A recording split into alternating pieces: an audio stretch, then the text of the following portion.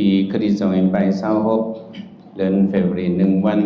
ปีใต้สองเองปากไป10 เดือน3 ม้วนเนี่ยวันเมื่อไเนี่ยทำดีตรงเวงไล่ขาของดีกองมูหมักหินน้ำกันในสักคูปันติตาเฮาในมากดตั้งเฮ็ดเป็นกองมูหมักหินน้ำไม่แหละเมื่อเนี่ยก็จะเป็นเงาสตานาเฮาพอสร้างคำไม่สร้างห้องว่าไม่สร้างเดินคำเขาก็เป็นตั้งหอตั้งเฮินพอสร้างไม่สร้างอ่องทาเขาตั้งหอตั้งเฮินห้องในตะกาศที่3ที่ไกลได้มาเฮ็ดเป็นเงาสตานาดูตันปุ่นตาอันกึกลุยกองมือหินน้ำเอาในมาดูด้านหยัดน้ำปลาโคไลเหมอนักกาเหมอปีลูลงไปโคไลเหมอน้ำหมอเหมอเสนเสมกาอาสากาเด้งรู้ปีน้องที่3ที่ไกลเลยมาห่มดูห่มตันโดยวันเกิดสักคูปันติตาผู้ก่อตั้งกองมือหินน้ำเนี่ยเฮ็ดเป็นทางกองมือก็หลักๆไล่สักคูว่าวันซุ่มเนี่ยก็ว่ากองมือหินน้ำมันว่านั่นนะให้ว่าเอามาหินกูดีกูตั้งให้ได้มีรองตั้งร่อนมอนเกี่ยนแข็งมาหินน้ำเนี่ยก็ให้ได้มีรองตั้งกัดเย็นทานเมตตาให้ได้กัดเย็นมันเกินยืนหึงในเห็นเป็นกองมูมาหินน้ำมาเอามาหินกูดีมาหินน้ำคงน้ำปังน้ำเมาน้ำเตียงจะไหนกูดีกูตั้งเอามาเห็นเป็นกองมูบอกว่าให้มันมาเป็นนำหนึ่งซึ่งเดียวกันเนี่ยยังอันซึ่งไหนแหละสักคูปันติตาเฮาสวรรค์เกิดเฮาในก็อ่อนก็ตั้งมาเฮ็ดเป็นกองบุญวันนั้นก็ที่นั่นนิติกันตาสุนันก็ต่อฮอไว้อยู่สิทธิยามิสาสิงเกวะปุกเรติติดูวะมาตลิปิตริสาปิอทอเสตัมปิปัตริวะทัดเลสังขาปุกกะลาโกนกว่าตังเมปอปีไอปีนางตีพังวังตีค้างสีมอนะดินพังดำมอมคำอันห้องว่าอนุกามิกานั่นเนี่ยสิทธิยามิสาเนี่ยสิทธิกองมูเนี่ยก็เข้าป่ายันอะไรมาเฮ็ดไว้ทัดกองมูในเนี่ยก็กึกปืนเมืองไดเฮาเมืองไรข่าวกว่ากองมูมาหินน้ำในเปิ้นกันฮู้มาเลยสิเนี่ยมันกามีกองมูหลายคนเนี่ยก็มันไปกลุ่มทนเจ้าวันเกิดเฮาเจ้ากุปันติตาเฮาเนี่ยก็เสือคอยำเอวเลมาหลายวันหลายเดือนหลายสึงหลายเมืองเปิ้นได้เฮ็ดส่วนหนจังได๋เฮ็ดจังได๋ไปวันในเดลียในมาเฮ็ดปันติลีเยี่ยมลีลูลีด้วยเป็นเกี่ยมกองมูเฮาที่ได้มีเส้นตั้งขึ้นมันเนี่ยก็เป็นเจ้าตาหนาวเขาเลยมาดูตันสิโคไลเมอในไก่ขึ้นเส้นตั้งขึ้นถึงเมืองผีเมืองสังนิกปานพวกนั้นนักกาเมอในก็อันอุ่มล้อมปัน2 ปากครั้งนั่นก็เฮ็ดปันเข้มๆแหลมๆผีรูลงและสังนำหมอและสังเนี่ยเป็นเครื่องกึกในศาสนาคำราเป็นเจ้ามันได้เลยมีเปิงผางมันน่ะพอมีกองบูหลายก็มันก็ต้นน่ะเพียวอะไรมาเฮ็ดเป็นโซนหมอกโซนอุเยนในก็ดีห่มส้มจอมยังอันเฮ็ด เป็นกองมูเฮ็ดเป็นดีอยู่ดีเศร้าดีมาหนูมาไว้นั่นโซนหมอกอุเยนนั่นก็ดีเฮ็ดดูก็เฮียงเนี่ยมันมีลองสันเสริญโกนเฮาสองเมียมันมีลองสันเพราะว่ามีกองมูเห็นน้ำลายๆนี่ก็สันเสริญก้อยกามันเพราะสันเสริญเฮียงในเหตุบ้านส่วนบอกให้ดีเรียนดีด้วยเหตุวันไหนก็มันก็สันเสริญโกนเอามาเจ้าหนังจอคำลงเป็นพิสารามันหลุดด้านไว้ย่องไว้ลู่วนพระเป็นเจ้าสำไกฮอและขนาดสีเปิงสีป้าอนิจจทุกขาอนัตตาอสุภาเนี่ยก็ไก่ฮออันมันจะฮออสุภาเนี่ยเป็นตัวดูตัวเนาตัวขมิบกิบตัวลิบตัวพังอันนั้นพระเป็นเจ้าฮอตัวขันดาวเนี่ยเป็นอสุภาตีตาก็ออกขี้ตาตีหูก็ออกขี้หูตีคุณนังก็ออกขี้มุกตีโชคตีคอเนี่ยก็ออกมาขี้ตื่นเนาะขี้กับเนื้อตีนขี้กับเนื้อมือขี้สายลีภายน้อยภายลงจะได้เป็นอสุภามันเจออันดีหังมันเป็นอันลีหังลีบวยมันเจออันลีเยี่ยมลีด้วยมันเจออันหอมมันห้อยพระเป็นเจ้าห่อจึงในนั่งหอค่ำลงเขมาเนี่ยมันบ่ไรใจพระเป็นเจ้ากรมาในสีนี่ลองตั้งหางลีมันใครว่าขีดเกาในนั่งหอค่ำเขมาในหางลีเนี่ยมันกวาดเจอเห็บบอกย่องสิมันโกไก่ญาพลาว่ะเฮ้โกไก่ญาเผอโกไก่ญาพลาว่ะโกไก่ญาเผอโกไก่ญาพระเป็นเจ้าอันโมสีนี่ตั้งหางลีนั่นห้องใครกว่าเนี่ยนั่งหอค่ำให้ตื้นกว่าจอคำวนเดี๋ยวมิ่งไงเลยขี ขีดเล็กเต็กเตียงให้นั่งของคำมันสำหักเอาแหละมิ่งขีดเล็กเต็กเตียงไงแหละจะให้กว่าก็บ่ลีหนังเงินที่มีลองสันจะนั่งของคำก็รีดีเนี่ยจะของคำก็มาวนด้วยจังเฮ็ดเป็นโซนมนซื้อสินโซนหมอกโซนซื้อสมฮิตใจเป็นฮิตหมอสองความนั่นน่ะให้เป็นเฮ็ดความให้ก็หมักโซนหวยลูกในห้างลีนน่ะกัดเย็นน่ะสังกาเศร้าเขาอยู่เศร้าเป็นหือต้นไม้บกอันไม่มองอ๋อจะไหนก็ลมเป่ามาเสียงมันบ่ดันเสียงปุ่งดองมองเสียงปะตราไม่หวานขึ้นกันว่าโมบ่ดันเสียงตลอดเฮ็ดความเห็นนกอันมาห้องบ่ดันเสียงหมอสอความหมอกอ่อนหมักอ่อนโซนออกน้องนำอ่อนจะไหนก็เป็ดอ่อนหานอ่อนนกข้างสาวอันมาลุยหมอกบวนก็กิของหางลีในเฮ็ดความไม่หมักซึ่งในนั่งหอกคำในอะไรงี้น่ะได้ยินข่าวเงาน่ะบ่ดีเรียกว่าอะไรหันเมสเสจมันนั่นซึ่งตะกาวเขามาเอี่ยวเลยดีก็มึงมาหินนำในเอาข่าวเงาปล่อยเบิ่นๆน่ะใส่เนื้อไล่ใส่เนื้อเฟซใส่เนื้อ TikTok TikTok จังนั้นสงสัยอ้ำเสือในปล่อยปันข่าวเงาน่ะเพราะคันเพราะใครมาเนี่ยเนาะตัวจะสู้ข้ามมันใครมาด้วยเนาะ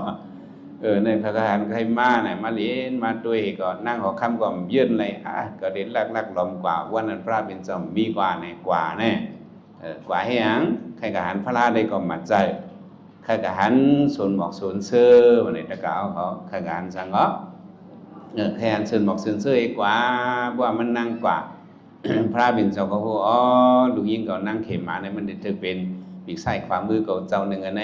พยานนั่งยิงในพระเป็นเจ้าว่าอยู่ไว้ในเกี้ยงกว่าตั้งเลยมันนั่งสำยินข่าวพิษว่าพระเป็นเจ้ายังเกี้ยงในก็มันก็กว่าเพียวก็ก็ฮึกเสือโฮบเสือพระเป็นเจ้าในส่วนบอกวันนั้นก็พระเป็นเจ้าฮอตลาดมันนั่งเลยสั่งไม่กล้าก็ปอกมาเมื่อเฮินมาเพียวที่ห่างที่หอเนี่ยก็มาย้อนเสือหอคำมันนั่งไหลตลากว่าน่ะจะมาย้อนจะหอคำอีกก็พระเป็นเจ้าว่ามันนั่งในหวนตลาดูในปันฮิตพิคุณียาวเนี่ยก็จะหอคำเนี่ยเอาวอคำดอกไอ้หามมือดิจองมือคำตียานนั่งยิงเขาเฮ็ดเป็นพิคุณีกว่านุ่งยานนั่งยิงอะไรฮอดถึงมังผลนิพพานกว่าเป็นปีกความมือพระเป็นเจ้ากว่าเนาะเป็นปีกใส่มือพระเป็นเจ้ากว่าเนี่ยว่าเฮ็ดโซนบอกโซนเซิร์นว่านั้นมันมีร้องสันเสริญเปิดเจิมยามเพียวยามมาดุมมาไว้ในก็มันก็เพียวมาเต้ในก็ถึงดีเฮ็ดดุเนาะอันเฮ็ดบอกเขามาเฮ็ดดูด้านก็ไหลนักกาลงซึ่งในก็ให้เป็นขึ้นมาง่ายๆให้เป็นตีเลียเยี่ยมหลีด้วยบอกลงเฮาในก็ยามกะหันมาหลายวันหลายเมืองเจ้าครูเจ้าวันเกิดเฮาก็ยามกะหันมาหลายวันหลายเมืองเดี๋ยวเฮ็ดจังไหนมันจังแก่มันต่อตั้งลีในพอหันก็บ่จันเจอเพิ่นบ่ได้ขึ้นมาเอวเลยด้วยมาหลีมาด้วยหลายๆมาดูมาดันมาไว้มาสาก็เป็นบุญกุศลกว่าเฮาเฮ็ดชนหมอกชนซื่อในก็เมื่อปันพระเป็นเจ้าก็มีปุ่งหน้ากองนั่นพระเป็นเจ้า ลำขาดให้ฮ้อไว้ว่าปุ่งหน้าลงก็เนี่ย หึงนั่นมันติดตายพวกมันตายมันติดก็เป็นลิงติดก็เป็นลิงที่ชนมหาวันหน้าเนี่ยติดก็เป็นลิงลงพระเป็นเจ้าวานเนี่ยเพราะพระเป็นเจ้าตักซึ่งในก้นเมืองมักกะทาเขาเนี่ยก้นทงบิสิมาเนี่ยเขาตกใจ เฮียงในพระเป็นเจ้าเพราะมันเจ้าตักเมี่ยวแล้วก็มันหมั่นเมียนเสียๆร้องเจ้าตักก็เป็นปอหลองมันน่ะเนาะปอหลองมันสุภาพบุตรอันเป็นปอเจ้านั่งยโสเขาเนี่ยเนาะเจ้าค่ำเป็นอูนั่งยโสธราเขาเนี่ยมาให้ดังพระเป็นเจ้าติมาตุ้งซ้อมในเมืองติว่าทหารติมาตุ้งซ้อมในเมืองมันเจ้าไหนมันปันมาจะให้คนเมาเรากินเราเมาไอ้โด่งเจ้าก็ให้นอนขวางดังพระเป็นเจ้าว่าพอหลองเขาในเทียง7 วันลินตีอื่นมะนาวเนี่ยก็7 วันไหลมากก็ลินอื่นเต้เลยเปิ้นกูพวกพระเป็นเจ้าก็ระมาตักว่าในปุ่งหน้าก็นั้นก็เจ้าก็ระมาตักในใกล้หมันเมียนมันว่าเขาเนี่ยเปิ้นตายให้เราที่ก็เป็นลิงที่เถินในว่าเมื่อพวกก็เป็นลิงในก็นั่นคือที่มีต้นไม้ที่อยู่ที่เสาโฮมไม้โฮมดอกจนเลยมีหมอกหมากหักโหตั้งเยี่ยมตั้งกินมันกับฝึกหมอกไม่หมักไม่ก็ฝึกมุ่งมดว่าเนี่ยพวกกับฝึกในก็ตัวนั้นตัวนั้นก็ใหญ่มาหมอกมาหมักมาไว้ไหนก็ถึงวันนั้นพระเป็นสวาปุ่งหน้าก็ในตีตายเนี่ยช่ำตายว่าเฮ้จ่องตายความพระเป็นเจ้าในพิษเปิงหลาครับแม่ปุ่งหน้าใน พระเป็นเจ้าก็มาในรัดความจืมเจอในรัดความบุกษาในกว่าที่พระเป็นเจ้าให้กำมือว่าที่พระเป็นเจ้าเจ้าว่าขาวในเทียงวันในที่ลู่หายตายค่อยที่กันเป็นลิงที่โซนมหาวันหน้านั้นขาวในต่อถึงวันไหนมันตายค่ะเจ้าในหมอเป็ดหมอเรียนจืมเจอก็ลาเดินในก้นเมื่อก่อนในความเป็ดเหรียญในลาลีลาเปิ้นไว้กาขันนักหนาด้วยเอาอังกุลิมาล่ามังยาพระเป็นเจ้าเลยพระเป็นเจ้าว่าดีมันว่าดีพระเป็นเจ้าว่ากึดเจ้าอย่าหันกึดพระเป็นเจ้าว่าเขาเป็นก้นกึดเมื่อเป็นก้นแลนเนี่ยเจ้าอย่าหันในเป็ดเหรียญนี่เจ้าโกตายเลยเจ้าเรียนไปคาขันลำบ่มกึดเจ้าว่าเจ้ากึดในเฮียงเอาเป็นอย่าหันในหลุดเหรียญในยังพระเป็นเจ้าฮอดรามันเกากึดอันว่านั่นก็เหตุการณ์เบิ่งเหมือนตุสรึกเอาตายเปิ้นนั่นขาดตัวใส่ตายไหมละโคของปองคนนอนข้างตั้งเป็นเรียนหมับดับเมาโลยานั่นก็เหตุเลยเขาคือเราการอากุศลในเมื่อในเกิดเป็นก้นเรียนเมื่อในเอาตายเปิ้นรู้เนี่ยมันป่องเสตลากว่าใช่ไหมความเป็นเรียนในเปิ้นไว้นักหนาปุ่งหน้าก็พระเป็นเจ้าลาดความซึมเจอในอังมาหมักเมื่อพระเป็นเจ้าขึ้นถามลองตังมันปุ่งหน้าก็ว่าซึ่งอันนี้เมื่อสมัยอย่างหลับพวกมันตายกับเป็นลิงข่าวว่าพวกข้าตายกับเป็นลิงในฮับมิดตีอยู่ตีเศร้าอะไรมีหมองหมักไม่อะไรกินอะไรเยี่ยมเนี่ยข้ากับฟุกไว้ตีเหลียวในหมอกหมักซึ่งก็ใหญ่มากก็ข้าก็มันตายข้ารู้จ้อในหมอเป็ดหมอเรียนรัดความซึมเจอเนี่ยปุ่งหน้าอันเมื่อกับผูกโดนหมอกโดนหมักซึ่งนั่นเป็นกู้สูวันนี้เป็นอังเงาะเป็นกู้สูโยมจือเป็นทาวรากู้สูกันวันนั้นเมื่อกับผูกว่าปุ่งหน้านั่นกับผูกโดนหมอกโดนหมักหลังซึ่งนั่นในก็พอมีส่วนมีหมักอ่อนมากในก็นกว่านูว่าในว่าไก่ว่าจอนว่าเจ้าในก็มาอยู่ซ้อมเจ้านั้นมีตีอยู่กว่าสองมีหมักก่อนเจ้านั้นหมอกมาเนาะหมักก่อนเจ้านั้นหมักมาหมอกมาในก็พึ่งก่อนนะมากินก็มันเลยกู้โฉลิงก่อนมากินหมักไม่หมักดอกก็มันเลยกู้โฉมันก็ขุดนองว่าช่างนั้นในป่าช่างมีตีอยู่ด้านเช้ามันไหลกู้โฉมาเฮ็ดไว้เท่ารักกู้โฉในเฮ็ดให้มันตายมาแต่ว่าเฮ็ดโซนหมอกโซนเสื้อในมันก็เฮ็ดสืบปันชีวิตใส่เสือเฮาเฮ็ดให้เฮาอยู่ดีก็เดียนซื้อสามมังกราเต็มทนอันนั้นเอาใครลัดปันซึ่งหนึ่งในหนึ่งเกาะนะเฮามาเฮ็ดเป็นโซนหมอกที่อยู่ที่เศร้าที่เล่นที่ลือเสือนั่นน่ะกูเนามันอยู่ในลองอันเนาะกับกินขินเสืออยู่ในเกมุกไผโลภะโทสะโมหะไผ11มุกน่ะอยู่เศร้านั้นอยู่เศร้าในคูในเวียงในวันในสวนที่ไหนมันกับหิบติบเสือน่ะบ่เพียวมาตีกองมาหินน้ำเอาในเลยมาอยู่ในเก็บป่าเถินป่าไม้ในบ่อเขาไม่เอาเขามาอันไม่เสือซะนั่นในสองมันเย็นกว่าห้ามเย็นนะซึ่งตักเสียงนั่นเย็นอยู่เย็นห้ามเย็นนะเย็นกับบ่เพียวมันเย็นอันเขามีลองขี่ลองไม้นั้นไว้เป็นเอกกรรมอันนี้เอาเนาะมันเป็นสิตาสุขานมาเป็นใจเขากัดจนเย็นจะอันนี้ก็มันกู้สู่มันมาดีผ่ามาดีเจ้าด่านหน้าเอาเขาเลยหลุดด้านของหมวยหินน้ำเลยหลุดด้านเขาเลยหลุดด้านนักกาเลยหลุดด้าน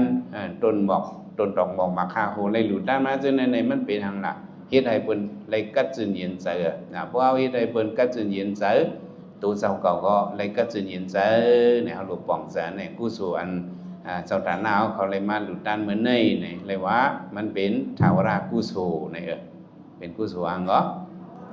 กู้สู่วันขึ้นอันนี้นกอ่อนดูอ่อนในอ่อนไก่อ่อนซ้อนอ่อนมาโขห่มโขเฟย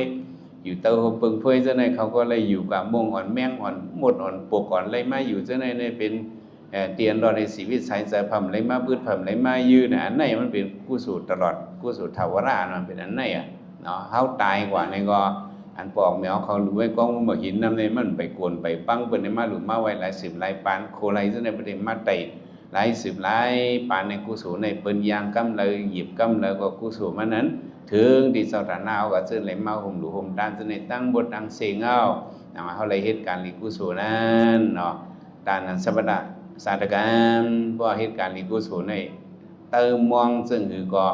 มันเต็มทนเลยกุมโยว่าใครย้อนสู้เบนสัมมาสัมพุทธพระเป็นจะก็เลยตีเงามันตีตาหน้าปารมีในกว่าใครย้อนสู้เป็นพิสิกาพุทธาพอตีดีตาหน้าปารมีในกว่าใครย้อนสู้เป็นอากาสาวกามาสาวกาปฏิกิสาวกาก็เงามันตีดีการลิกุศลว่าเตเป็นโลภะเหตุตาหน้าน่ะตีในกว่าเอามาเหตุการหรือการต้านตาหน้านั้นเที่ยงเปิงหนึ่งในมันเรื่องหนังความหยัดน้ำ กูว่าวันจุ่มว่าเนาะที่อ่อนหยัดน้ำกว่านั่นน่ะตะกาวเขาสติยุบด้วยข้อหนึ่งอันว่ากู้สู่ตานผีหิมอ่ำไลโกนหิมอ่ำไลสัตวะหิมอ่ำไลในสองปะว่าไงก็ผีหิมอ่ำไลโกนหิมอ่ำไลสัตวะหิมอ่ำไลย้อนผักพังไว้กันเลยผักพังไว้เนิ่มโมโหใจเฮาคาเนี่ยอันนี้มันก็งำเมียนจอมทำตราดินสระสุดตันนั่นน่ะสระสุดตานะนั่นพระเป็นเจ้าอยู่เศร้าดีจ้องเศรษฐบุญในคนปีเศร้าหนึ่งมัดทำข้อทำสี่ข้อขอกำเนิดสุดนั้นคนพีถามว่าเก่งสู้โซเรตุหรันติพระบิณเจ้าค้าคู่ของอุกษามิวเหลออันโจรว่าผู้ลักว่าจะเนี่ยเอาอะไรเนี่ยเป็นอันเลยค่าพระบิณเจ้าตอบว่าองค์ยันโซเรตุหรันติอันเป็นกู้โสตั้งหลีเขาในผู้ลักโกนโสนเนี่ยเอาอะไรเคนลงหาเปิงเนี่ยเอาอะไรเนี่ยเป็นการหลีกู้โสอันตะกาป่องแมวเขาเลยหลุดด้านไว้มือด้านวันไหนอะไรมาห่มด้านไหนการหลีกู้โสเอาในผู้ลักมาลักเอาสองเดลัยเปิดมาโจรเอาสองเดลัยไล่เนี่ยจังมาพีหิมไล่โกนหิมไล่สัตวะหิมไล่อันเปิ้นเอาไล่นั่นเป็นของเพลาไหนเป็นของเก่าพวกมันเอาอะไรกว่านั้นเป็นของเปิ้นเอาอันเปิ้นเอาไล่ในพีหิมไล่โกนหิมไล่สัตวะหิมอำไล่เนี่ยเป็นการหลีกู้โสเจ้าเก่าเป็นของส่วนตัวเจ้าเก่ายาวเนี่ยเขาเลยมาเหตุการณ์หลีกู้โสเส้นไหนเนี่ยก็ย้อนสู่หางก็มันก็เต็มทนอายุกุยกะอันเขาโดยไรเป็นวิบุตตาในสีตาตานะอะไรเป็นตั้งดูตั้งตันย้อนออกบนปนลอดในเด็กลีสีเปิลเอาสองสามจ้ะก็ในแล้วอันกันย้อนสู่วันสมหเจ้าอิจัมมีปญญ์อาสวะกายังวะหังหอตุอิจัมมีปญญ์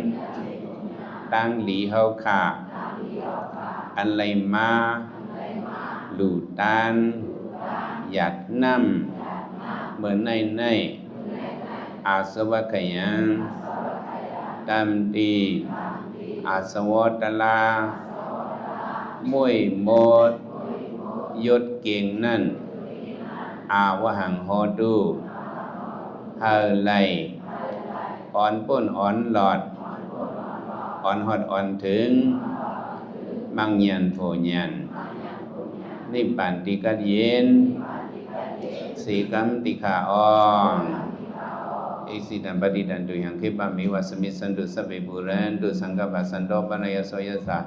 อิสิตันังกังสะกะโลคะเลนะเลสังปฏิดันังกังสะมุมองสุตองประนาวนั่นเลสังตรงเฉียมตำติตะกะคิงนายิงใจขอทั้งหมดทั้งสิ่งคิปะมิวะ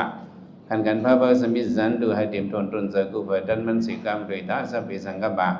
นังกาดังมุมองใครจะรีปอสุกสีสันสิตึงกับมุมองสุยอนอดังมุดดังสิ่งสนสันโตปนายโสยถาปริปุรันตุเอสาสยา